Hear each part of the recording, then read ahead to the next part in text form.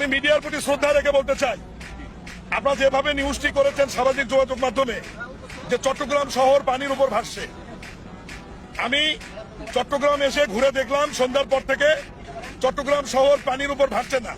চট্টগ্রাম শহর সুন্দর আছে, যেরকম ছিল সেরকমই আছে। ব্যাপারটা কি আজব, তাই না? বিএনপির মন্ত্রী এসে চট্টগ্রাম ঘুরে পানি পায় না, আর অথচ জামাতের আমির গলা অমান পানির মধ্যে ঘুরে বেড়ায়। কোথায় পানি পেলেন জামাতের আমির, বিরোধী দলের নেতা?